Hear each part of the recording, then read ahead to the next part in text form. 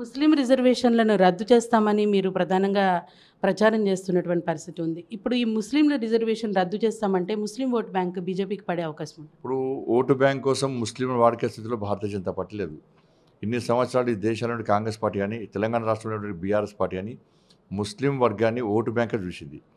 ఇలా రాజ్యాంగానికి విరుద్ధమైనటువంటి కోర్టు తప్పుపట్టేటువంటి మతపరమైన రిజర్వేషన్లను తప్పకుండా మేము వ్యతిరేకిస్తాం.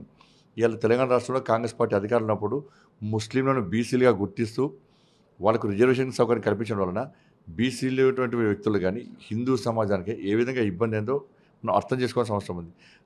గతంలో హైదరాబాద్ జిహెచ్ఎంసీ ఎన్నికల్లో ఈ 4% రిజర్వేషన్ వలన హిందువులైన బీసీలు 30 స్థానాల్లో కార్పొరేటర్ గెలవాల్సిన బీసీలకు ఇవాళ ఇబ్బంది వచ్చి ఇవాళ ఎంఐఎం పార్టీ దాదాపు 30 స్థానాలు గెలిచేటువంటి పరిస్థితి వచ్చిందంటే దానివల్ల హిందువులకు నష్టమా కాదా?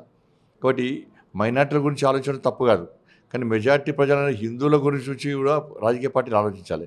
కానీ వాళ్ళకు ఇలా మేము మైనార్టీ ఓటు బ్యాంక్ ద్వారా మేము గెలవాలని కోరుకుంటున్నారు వాళ్ళందరూ కూడా. కానీ ఇటువంటి పరిస్థితుల్లో మతపరమైన రిజర్వేషన్ తప్పకుండా పక్కా వ్యతిరేకిస్తాము. దాన్ని అమలు చేసే ప్రసక్తి లేదు. దాన్ని అడ్డుకోవడానికి కూడా భారతీయ జనతా పార్టీ గతంలో సిద్ధమైంది, ఇప్పుడు కూడా సిద్ధమైంది.